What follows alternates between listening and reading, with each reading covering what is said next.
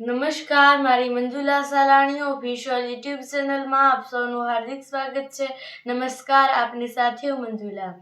આમ જોવા જઈએ તો ગુજરાતમાં પોલીસોની ઘણી બેદરકારી આપણી સમક્ષ આવતી હોય છે અને અનેક બેદરકારીઓ સાથે પોલીસો અનેક બેદરકારીઓ કરી નાખે છે કે જે ગણી પણ ન ગણી શકાય તેટલી બેદરકારીઓ પોલીસની આપણી સમક્ષ આવે છે, જેમાં આમ જનતાને પણ ખૂબ નુકસાન થાય છે. ઘણી વખત પોલીસોને ખબર હોવા છતાં પણ તેઓ સરખી રીતે કાર્ય નથી કરતા અને આમ જનતાની સાથે વ્યવહાર કરે છે.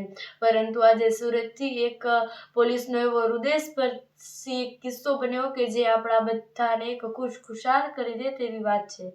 એ એક પોલીસ કર્મચારી બધા જ પોલીસોએ સાથે મળી અને એક એવું કામ કર્યું છે જેના કારણે આપણે બધા જ ગર્વ પામીએ છીએ અને પોલીસો પર આપણે એક ખૂબ વિશ્વાસ કરીએ તેવો એક કિસ્સો છે.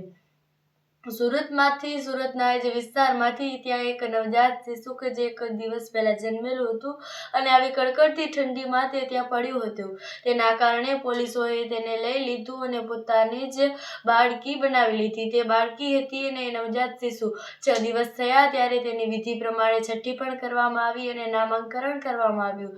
નામકરણ પ્રમાણે તેનું નામ હસ્તી રાખવામાં આવ્યું અને આમ જોવા જઈએ તો એ કોણ ત્યાં નવજાત શિશુને નાખી ગયું અને તેની તપાસ કરવી એ ખૂબ જ યોગ્ય છે, પરંતુ તેનાથી વધારે તેને સારવાર મળે તે ખૂબ વધારે યોગ્ય કહેવાય. પરંતુ પોલીસ કર્મચારીઓએ તેને એક નાની પણ હૂંફ ન સર્જાય તેવી રીતે તેને રાખી છે અને અત્યારે તેને હોસ્પિટલમાં દાખલ કરી અને વિધિ પ્રમાણે તેની છઠ્ઠી કરી. એ ખૂબ જ એવા દ્રશ્યો ને ત્યાં ભાવુક દ્રશ્યો પણ આવ્યા હતા અને એ ભાવુક દ્રશ્યોની સાથે આપણે બધા જ ગર્વ પામીએ છીએ.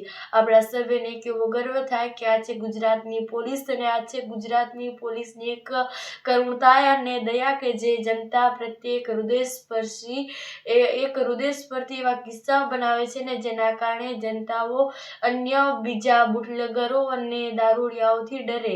અને આમ જોવા જઈએ તો ગુજરાતની પોલીસ આવી જ રીતે કાર્ય કરે તો ગુજરાતમાં કંઈ જ કસર ન છોડાય તેવી આ બાબત છે. આમ જોવા જઈએ તો ગુજરાતમાં ઘણી બધી બેદરકારીઓ પોલીસને આવે છે, પરંતુ આ કિસ્સો છે તે આપણા બધાને ગમી જાય એવો છે અને ખૂબ જ એક રસપ્રદ કિસ્સો બન્યો છે કે જેના કારણે પોલીસોનું નામ ઊંચું થયું છે. તો આ બાબત પર તમારું શું કહેવું છે કમેન્ટ પર જરૂરથી જણાવજો. સાથે જ મારી મંજુલા સાલાણી ઓફિશિયલ યુટ્યુબ ચેનલને સબસ્ક્રાઇબ કરવાનું ભૂલશો નહીં. નમસ્કાર.